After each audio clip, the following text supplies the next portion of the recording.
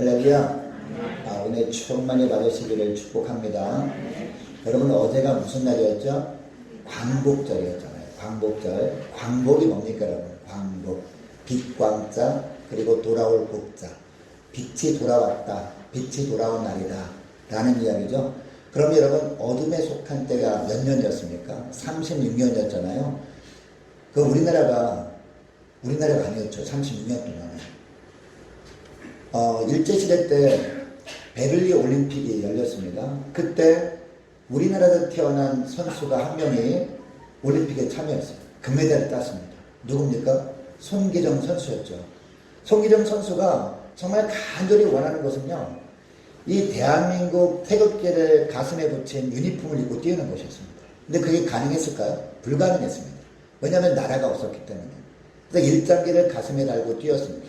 자, 금메달을 땄습니다. 태극기가 울려 퍼지는 그 시상대에 올라가고 싶었습니다. 근데 여러분, 태극기가 울렸을까요? 태극기가 울리지 않았습니다. 일본 국가가 울렸어요.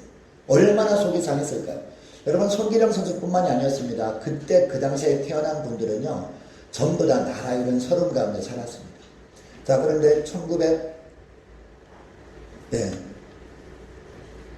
그 광복절이 되었습니다.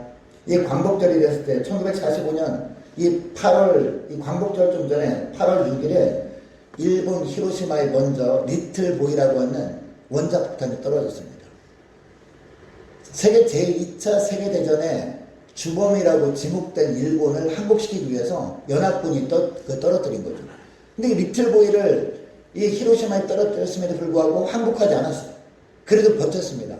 자, 그런데 3일 뒤였습니다.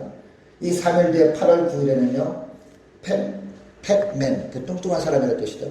이 팩맨이라는 이 원자폭탄, 더 큰 원자폭탄이 나가사키에 딱 떨어졌습니다.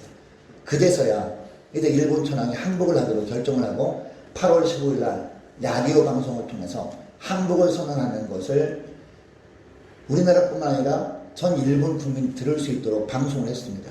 여러분, 이 뉴스를 라디오를 통해서 듣고 나서 어떻게 됐을까요? 집집마다 전부 다 뛰쳐나왔어요. 손에 태극기를 들고 이제는 마음껏 외쳤습니다. 대한독립 만세. 그날이 언제라고요? 8월 15일입니다. 여러분, 그때부터 1년에 한 번씩 8월 15일 날만 되면 손에 태극기 들었던 그 태극기를 집집마다 문 앞에 꼽아놓고서 경축했습니다.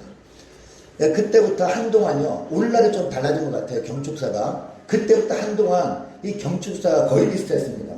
어떤 경축사를 했냐면, 일제 식민 통치를 받았던 36년을 절대로 잊지 말자. 절대로 잊지 말고 이제는 종의 멍에를 매지 말자. 이런 경축사를 했다라는 거죠. 여러분, 오늘날은 많은 분들이 이 자유라는 단어가 얼마나 귀한 것인지 잘 느끼지 못하는 것 같습니다. 왜냐하면 이 자유라는 것이 공기와 같은 거잖아요. 너무 자연스럽게 자유를 누리다 보니까 이 자유라는 단어가 별로 귀중함을 느끼지 못하는 것 같습니다. 그러나 오래도록 자유를 잃고 억압을 받으며 살아본 사람은요, 자유가 얼마나 소중한 것인지 압니다. 일제시대 때 살았던 사람들, 그분들은요, 이 자유가 얼마나 귀중한 것이 안다라는 거죠. 저도 어렸을 때 저희 아버지가 일제시대 때 태어났거든요. 1921년생이었다 보니까. 그러니까 이 자유의 소중함에 대해서 굉장히 강조했던 그런 기억이 납니다. 자, 오늘 본문도 바로 이 자유를 찾은 기쁨에 대한 내용이에요. 자, 오늘 읽은 시편도 표제를 보면 뭐라고 되어 있습니까? 1절 맨 앞에 괄호에 보면 성전에 올라가는 노래라고 되어 있습니다. 자, 그렇다면 언제 성전에 올라가는 노래일까요? 이 성전에 올라가는 노래라고 되어 있는데, 그러면 어느 시대에 성전에 올라가는 노래로 이 시를 불렀을까? 이걸 우리가 알아보길 원하는 거죠. 1절 말씀에 보면 어느 때였겠구나 우리가 짐작할 수 있는 본문입니다. 1절 말씀 본문 보시기 바랍니다. 자, 1절 보세요. 1절 시작. 여호와께서 시온의 포로를 돌려보내실 때에 우리는 꿈꾸는 것 같았도다. 아멘. 이 구절에 보면 시온의 포로라는 단어가 나와요. 여러분, 시온하면 뭐가 떠올라야 돼요? 예루살렘이 떠올라야 돼요. 자, 그러니까 시온의 포로라고 하는 것은요, 예루살렘으로 포로로 잡혀온 사람들이라는 뜻이에요. 이 예루살렘에서 바벨론으로 포로가 되어 잡혀온 사람들을 돌려보내실 때 바로 이런 의미라는 거죠. 자, 그리고 이 돌려보내실 때라고 했는데, 자, 2절 말씀에 보면, 1절 말씀 보면, 그 서두에 뭐가 나옵니까? 여호와께서라고 해요. 주어가 바로 하나님이라고 나오겠습니다. 시온의 포로를 누가 돌려보냈다고요? 하나님께서 그 포로를 돌려보내실 때. 그러니까 이스라엘 백성들이 바벨론 포로로 끌려갔다가 예루살렘에 돌아올 때가 있었다는 거죠. 예루살렘에 돌아온 이후에 어느 날 성전에 올라가면서 이 찬양을 했다라는 겁니다. 1절 말씀을 통해서 이 시가 언제 쓰여졌고 언제 불려졌는지 우리는 쉽게 알 수 있다는 겁니다. 여러분, 역사적으로 보면 유다 백성들이 바벨론에 포로로 끌려간 지 70년째 되었을 때 놀라운 일이 벌어졌습니다. 그처럼 강대했던 바벨론 제국이었습니다.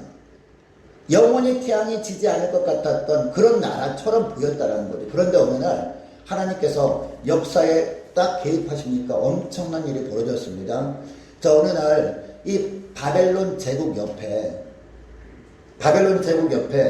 어떤 나라, 페르시아라는 나라가 생겨나기 시작했습니다. 근데 그 나라를 하나님께서 엄청 축복하시는 거예요. 처음에는 작은 나라인데 점점 힘을 키워 놓으셨어요, 하나님께서. 근데 어느 날 바벨론 제국을 그냥 삼켜버립니다. 깜짝 놀랄 일 아니었습니까? 그런데 이 페르시아라는 제국의 초대 왕이 누구였느냐? 바로 고레스라는 왕이었습니다. 이 고레스라는 왕이었는데 이 고레스 왕의 마음을 하나님께도 움직여 주셔서 어떤 일을 행하셨냐면 유다 백성들이 보기에는 기가 막힌 명령을 이 고레스 왕이 내린 겁니다. 이것을 고레스 칙령이라고 합니다. 당시 바벨론에는요, 유다 백성들만 포로로 끌려간 것이 아니었거든요. 이 바벨론 제국이 이 남유다만 침공해서 유다만 함락시킨 것이 아니었단 말이에요. 수많은 나라들을 정복했습니다. 수많은 나라를 정복해서 수많은 나라에 살던 사람들을, 많은 사람들, 쓸만한 사람을 전부 포로로 끌고 간 거예요. 자기들 써먹기 위해서. 그러니까 이 바벨론 제국에는요, 유다 출신들도 있었고 다른 나라 출신도 있었던, 이집트 출신도 있었고 수많은 나라 출신들이 많이 있었는데 유독 콕 집어가지고 유다 백성들만 예루살렘에 돌아가라고 칙령을 내린 거예요. 그것을 보면서 여러분, 유다 백성들이 어떤 마음이 들었을까요? 아니, 모든 나라에서 온 포로들을 각 나라마다 돌려보낼 거면, 돌려보냈다면 이해가 되는데 다른 나라에서 온 사람들은 그냥 내버려두고 유다 백성만 콕 집어가지고 너희들 나라로 돌아가, 이렇게 명령을 내리는 것도 부족해서 무슨 명령을 내렸냐면 가서 예루살렘 성전을 재건해 라는 명령을 내린 거예요. 네. 스룹바벨 총독을 처음에 세워가지고 그 총독을 중심으로 해서 성전을 세우고 성전에서 너희들이 그토록 원하는 예배를 자유롭게 드려도 돼, 이렇게 명령을 내린 겁니다.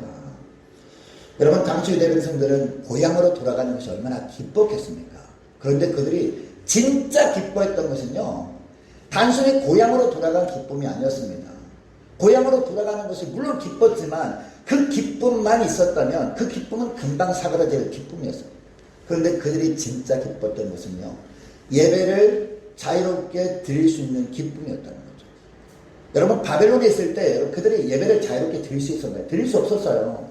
우리가 다니엘서만 봐도 금방 알잖아요. 느부갓네살 왕 때 두라지방에 금신상을 세웠어요. 금신상을 세워가지고 이 금신상에게 절하지 아니하고 다른 신에게 경배하는 사람은 풀무불에 던짐을 받게 하겠다, 이런 조서도 내렸잖아요. 그리고 다리오 왕 때는 또 어떤 또 조서를 내렸습니까? 황제에게, 이 다리오 왕을 섬기지 않냐고 다른 신을 섬기는 자는 사자굴에 던져놓겠다는 그런 조서도 내렸단 말이죠. 이것만 보더라도 바벨론이라는 나라에서 살아갈 때 하나님께 예배드리는 것은 자유가 없었구나, 이것을 알게 되는 것이죠. 자, 그런데 이제는 예배를 자유롭게 드릴 수 있는 그런 때가 온 겁니다. 예루살렘으로 돌아가서, 그것도 예루살렘 성전에 가서. 이것이 너무나 기뻤던 거예요. 왜냐하면 그들에게는요, 예배가 뭐였습니까? 예배는 삶이었습니다. 예배는 생명이었기 때문인 거예요. 예배가 바로 그들의 삶의 중심이었기 때문에 예배를 자유롭게 드릴 수 있다는 것이 너무나 그들은 기뻤던 거예요. 그래서 오늘 본문에 보니까 꿈꾸는 것 같았도다 라고 하고 있어요. 예배를 자유롭게 드릴 수 있는 때가 절대 오지 않을 것처럼 여겨졌는데 이제 예배를 자유롭게 드릴 수 있게 된 거예요. 이게 꿈꾸는 것 같았다라고 하는 겁니다. 자, 그런데 2절 서두에 보면 어떤 단어가 나오죠? 2절 서두에 보면 그때에라는 단어가 나와요. 이것을 보면 예루살렘으로 귀환한 즈의 약간이 지난 시점에 이 시가 기록되었구나, 이것을 알게 됩니다. 자, 그런데 이 시점에 예배 드리기 위해서 성전에 올라가는데 그들의 입에는 뭐가 있었다? 웃음이 있었다라고 하죠. 웃음이 있었다라고 하고 있습니다. 그리고 자, 오늘 본문에 보니까 우리 혀에는 뭐가 있었다? 찬양에 찼었도다 라고 말하고 있다는 거죠. 여러분, 우리에게 어떻게 이런 일이 우리 삶 가운데 일어났을까라고 생각하니까 그들은 너무나 기뻤던 거예요. 그리고 혀에는 찬양에 찼었다라고 합니다. 여러분, 기뻐할 만한 일이 우리에게 주어질 때가 있습니다. 감사할 만한 일이 우리에게 주어질 때가 있다는 거죠. 야, 정말 이런 일이 나에게는 정말 해결할 수 없는 그런 일처럼 보일 때가 있어요. 이제 정말 큰일 났다 라고 여겨졌었는데 기가 막힌 하나님의 개입하심으로 말미암아 일이 술술술 풀릴 때가 있죠. 여러분, 그때 어떻게 됩니까? 가장 먼저 누구한테 달려와야 돼요? 하나님께 나와서 하나님께서 하신 일 때문에 기뻐야 된다는 겁니다. 그리고 여러분, 우리 혀에는 주님을 찬양하는 찬양으로 가득 차야 된다는 겁니다. 왜냐? 그 일은 누가 한 것이기 때문에? 하나님이 하신 것이기 때문에. 물론 어떤 사람의 도움으로 그 일이 되어졌을 수도 있습니다. 그러나 그 도움을 준 그 사람을 누가 보낸 거예요? 하나님이 보내주신 거예요. 고레스가 칙령을 내려서 돌아온 것처럼 보였지만 이 고레스 마음을 누가 움직여 주셨어요? 하나님이 움직여 주셨다는 거죠.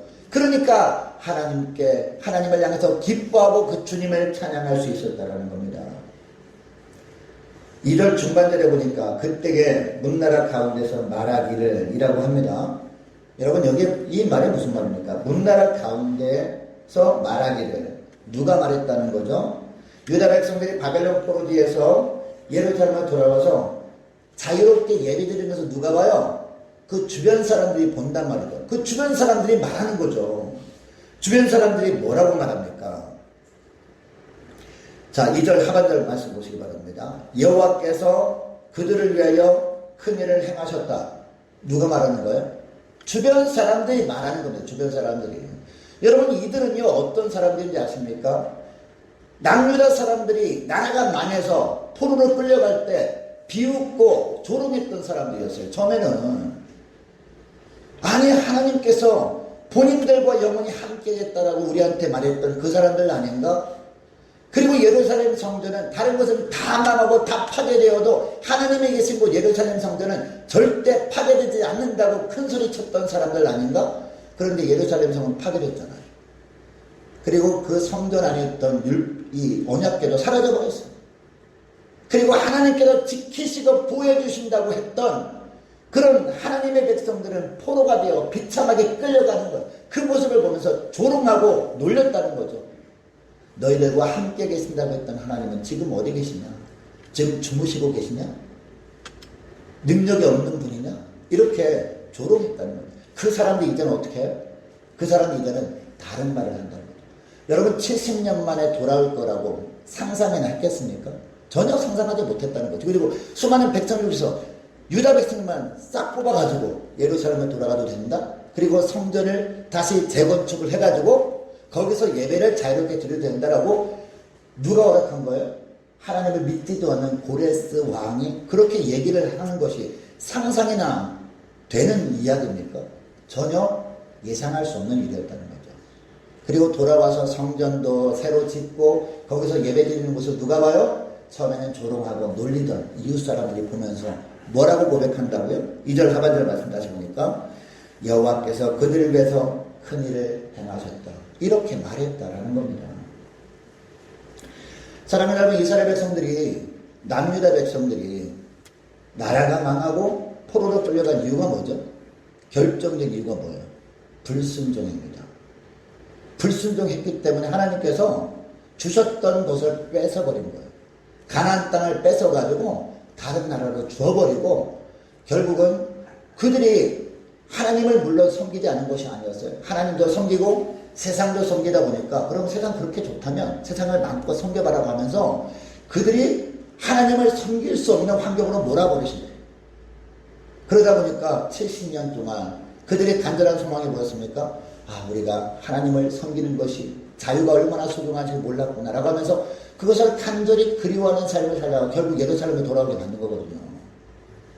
여러분, 오늘도 마찬가지입니다. 우리가 하나님만 섬기라 라는 말씀, 그 말씀에 처음에 우리가 어떻게 합니까?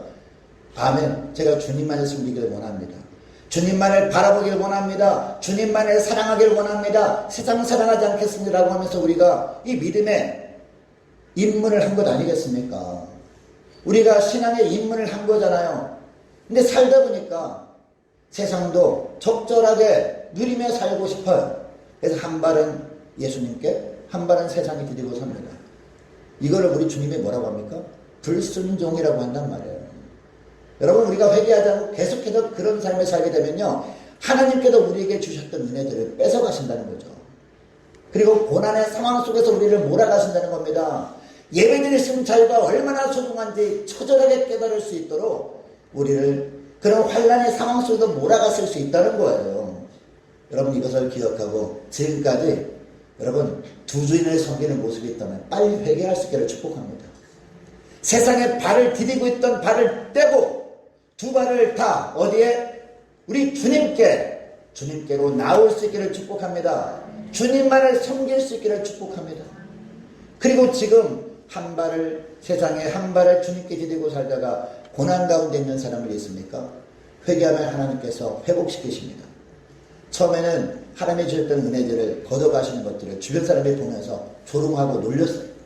아니, 하나님이 살아계신다며, 하나님이 도와주신다며, 하나님이 사랑하신다며 그 하나님은 지금 어디 계시냐라고 놀렸던 그 사람들, 우리가 회복하게 되면 어떡합니까? 하나님께서 회복시키시더라고요. 어느 정도 회복시키냐면 그동안 놀렸던 사람들이 깜짝 놀랄 정도로 회복시키신다는 거예요. 믿지 않는 사람들이 보더라도 하나님이 정말 살아계신다는 것을 고백할 수 있을 정도로 우리를 회복시키신다는 거예요. 여러분, 그렇게 되면 얼마나 전도가 잘 되겠습니까? 여러분, 이런 일들이 저와 여러분의 삶 가운데 풍성하게 일어나기를 원합니다.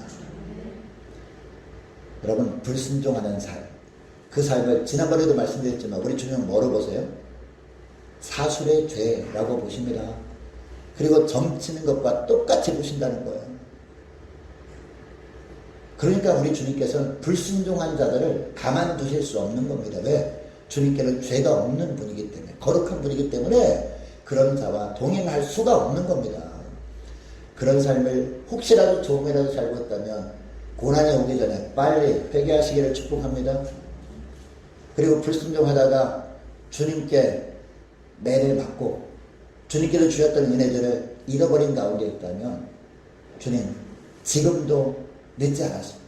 지금이라도 회개할 때 주님은요, 70년 기간 찼을 때 이스라엘 백성들을 예루살렘으로 회복시키신 것처럼 회복의 은혜를 베풀어 주실 줄 믿습니다.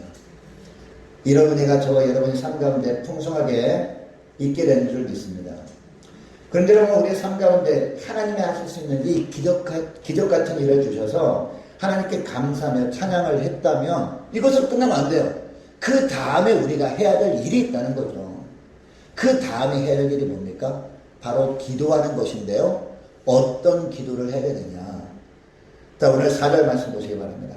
자, 4절 말씀. 자, 우리 함께 읽습니다. 시작. 여호와여, 우리의 포로를 남방 시내들 같이 돌려 보내소서. 아멘. 어떤 기도를 하는 겁니까? 자기를 위한 기도가 아니에요. 하나님, 예루살렘으로 돌아왔는데 삶이 너무나 괴롭습니다.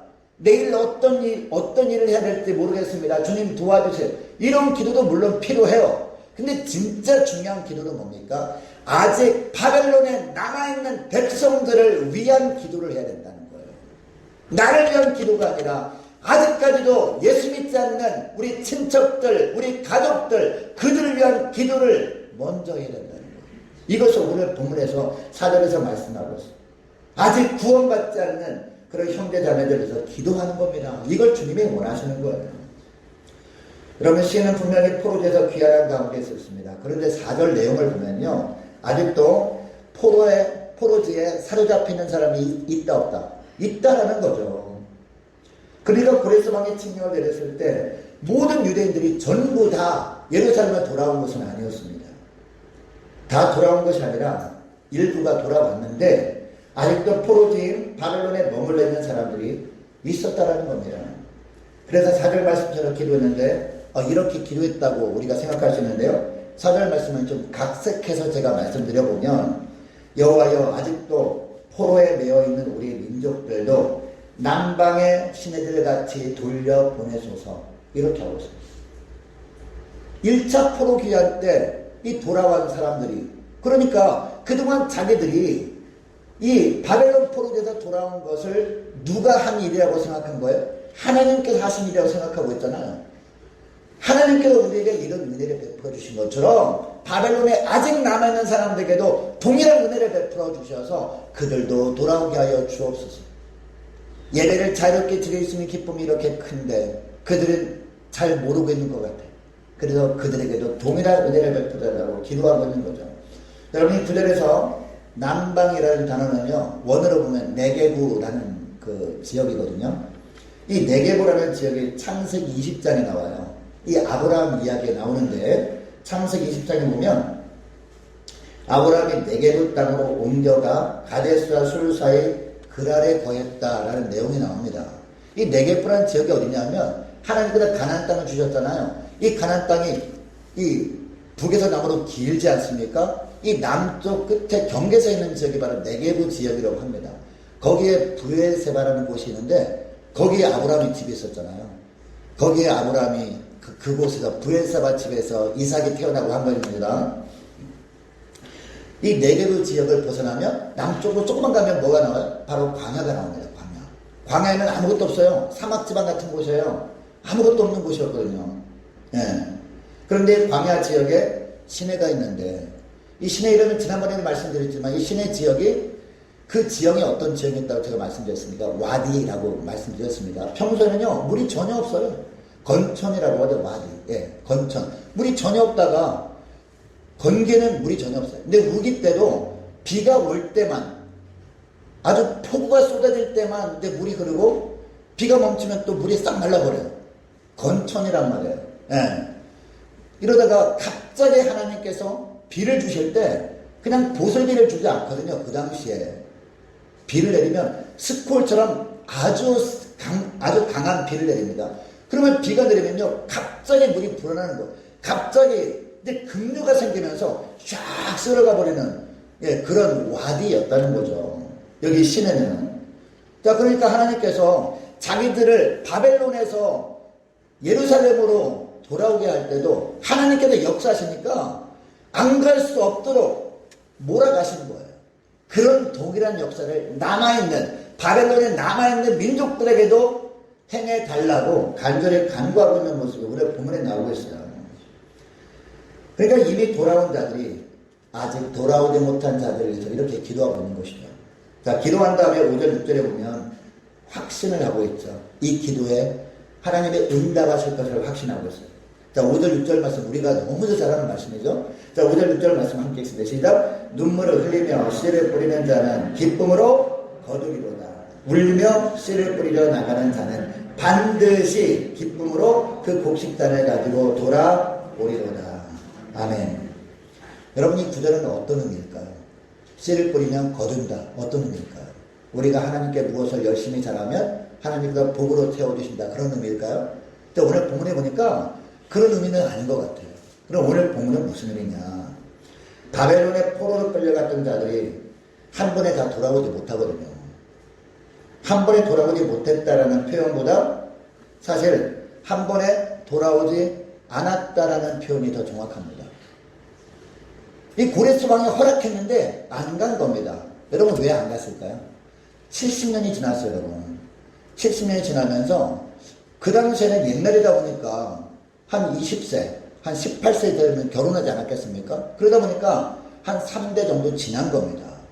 3대 정도 지나다 보니까 예루살렘으로 포로로 끌려온 사람 중에서 이 나이가 많아서 끌려오신 분들은 돌아가신 분도 있겠죠? 그럼 무덤을 어디에 만드나요?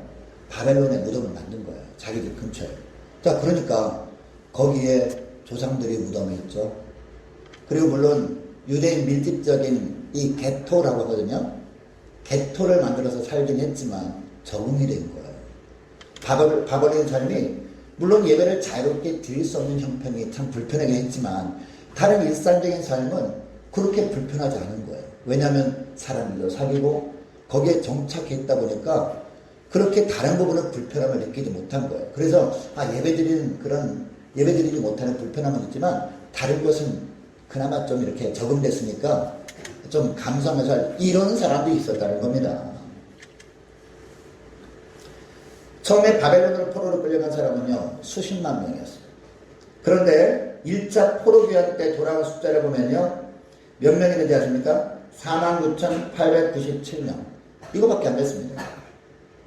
다시 말하면 이 바벨론 지역이 이제 우리의 아버지 땅, 우리 할아버지 땅이 되었으니까 여기 그냥 살지 뭐 적응돼 버린 거예요. 여러분 에스더서에 보면요 왕이 누굽니까? 에스더서에 에스더 남편 왕 누굽니까? 아하수에로잖아요. 예. 고레스보다 한참 뒤에 왕이 된 아하수에로였다는 거죠. 자, 그러니까 고레스 왕 때 1차 포로기한 됐으니까 이 에스더서에 보면 거기 남아있는 유대인들이 있었다는 거죠. 이 아하수에로 왕 때 거기 유대인들이 있다는 것은요 1차 포로기한 때 예루살렘에 돌아가지 않은 사람이 있었다는 걸 증거하는 것 아니겠습니까? 이 에스더에 나오는 이 에스나 모르드게나 바벨론에 살고 있던 유다 사람들은 이 시편 116편이 기록될 때는요 바벨론이 남아있던 거예요. 그러니까 하나님께서 고레스를 통해서 고향 땅으로 돌아가라, 예배의 장소로 돌아가라 명령하셨음에도 불구하고 돌아가지 않고 그냥 여기 그냥 살지 뭐 이렇게 생각하며 그냥 세상에 젖어 살던 사람들이 있었다는 겁니다. 거기에 머물렀던 자들에게 하나님은 고난을 허락하시죠. 에스더서에 보면 이 하만 때문에 다 몰살 당할 뻔했잖아요. 하마터면 이 하만 때문에 모든 유대인들은 전부 죽임을 당할 뻔했잖아요. 그런데 하나님께서 기가 막힌 역전의 은혜를 베풀어 주시죠. 물론 에스더서만 보면요 에스더가 3일 동안 금식하며 가죠. 예. 금식하기 전에는 이 아하수에로 왕이 에스더를 쳐다보지도 않았단 말이에요. 한 달 동안. 근데 에스더가 고민하는 끝에 이 삼촌 모르드게 말을 듣고 3일 동안 기도합니다. 본인이 금식할 때니까 함께 금식하며 기도합시라고 기도하며 나갔더니 이 아하수에로 왕이 어때요? 그물을 딱 내밀어가지고 결국은 에스더 말을 들어주잖아요. 역전된 거 아닙니까? 그런데 그 이전에 누구의 기도가 있었다는 거냐? 오늘 본문에 나오는 이 사람들의 기도가 있었다는 거예요. 이 사전의 기도가 있었다는 거죠. 이 사전의 기도를 예루살렘 성전에 올라갈 때마다 찬양하면서 기도한 거예요. 하나님, 예배드리는 자유가 이렇게 좋은데 아직 이 자유를, 이 축복을 누리지 못하는 바벨론에 남아있는 사람들이 있습니다. 그 사람들을 불쌍히 여겨주셔서 그 사람들에게도 이처럼 예루살렘으로 돌아올 수 있는 은혜를 베풀어달라고 예루살렘 성전에 올라가면서 기도한 거예요. 올라갈 때마다 기도한 거예요. 이 기도가 하늘 보좌에 상달된 거란 말이에요. 상달돼서 때가 되면 하나님께서 에스더서의 그 사건을 일으킨 거란 말이에요. 여러분 그 고난이 없었다면 어떻게 됐을까요? 고난이 없었다면 예배드리는 자유가 이처럼 귀중한 것이니 깨닫지 못했을 거란 말이에요. 그냥 바벨론에 여기가 좋사오네 그렇게 살았을 거 아니에요. 근데 하나님 보시기엔 그게 아니었다는 거예요. 하나님은 예배를 받길 원하시는 분이십니다. 자유롭게 예배드리는 것을 주님은 가장 큰 축복을 우리에게 주시는 거예요. 그 당시도 마찬가지였다는 거죠. 자, 그러면 5절 6절에 보면 씨를 뿌리는 자가 나오죠. 예, 오늘 본문에 보니까 이 씨를 뿌리는 자는 어떤 사람을 말하는 것임을 알 수 있느냐. 아직 바벨론에 남아있는 사람들에게도 하나님께서 은혜를 베풀어 주셔서 속히 예루살렘에 돌아올 수 있도록, 그래서 자유롭게 예배자리로 나올 수 있도록 있게 해달라고 기도하는 사람이 바로 씨를 뿌리는 자란 말이에요. 오늘 본문에 보니까 이런 기도를 어떻게 기도하는 사람? 눈물로 기도하는 사람. 여러분, 눈물로 기도한다는 것은 무슨 의미입니까? 마음을 다해서 간절히 기도하는 사람. 이런 사람이 뭐다? 씨를 뿌리는 사람이란 말이에요. 이렇게 간절히 눈물로 기도하는 기도에 하나님은 어떻게 하신다? 어떻게 하신다? 자, 6절 말씀 보세요. 6절 보니까 울며 씨를 뿌려 나가는 자는 그 다음에 따라하겠습니다. 반드시 기쁨으로 그 곡식단을 가지고 돌아오리고 반드시 응답이 있다라는 겁니다. 여러분, 아하수에로 에스더서에 나온 아하수에로 왕 다음 왕이 누군지 아세요? 다음 왕이 아닥사스다 왕이거든요. 이 아닥사스다 왕 때 2차 포로 귀환이 일어납니다. 그때 학사 에스라가 이 포로되어 있던 사람들을 데리고 와요. 그래도 남아있는 사람 또 있잖아. 그래도 난 좀 고난 좀 참지 뭐.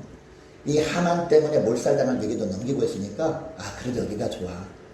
그래도 할아버지 산소가 있는데 하면서 남아있는 사람이 있었는데 하나님께서 또 3차 포로 귀환을 하게 합니다. 그때 이 포로들을 데리고 온 사람이 느헤미야입니다. 예루살렘의 소식을 듣게 한 거예요. 성전은 지어졌는데 성벽이 다 허물어져 가지고 완전히 풀만무성한 거예요. 그 소식을 듣고 간절한 마음에 든 거예요. 그래서 성벽 재건하라는 명령을 받고 아닥스다 왕을 통해서 사람들을 데리고 온 거예요. 3차 포로기야. 이렇게 응답이 있잖아요. 응답이. 여러분, 기도는 응답이 있습니다. 어떤 기도에 응답이 있습니까? 눈물로 기도하는 기도에 응답이 있습니다. 그냥 단순한 기도가 아니에요. 물론 우리 정말 고난당한 상황을 위해서 눈물로 기도할 필요가 있죠. 그런데 어떤 기도에 우리가 더 눈물로 기도해야 되느냐? 아직까지도 세상에 남아있는 자들입니다. 여러분, 우리는 어떤 자들입니까? 우리가요, 포로에서 돌아온 자들이란 말이에요. 바벨론에서 돌아온 자들이 바로 저와 여러분이란 말이에요. 바벨론이 어디입니까, 여러분? 영적으로 보면 세상이잖아요. 여러분, 세상 속에서 공중권세 자본사의 종노릇하던 우리들이었잖아요. 마귀의 종노릇이 나는 우리들이었다는 말이에요. 그때는 우리가 눈이 가려져 있었습니다. 영적인 귀가 가려져 있었습니다.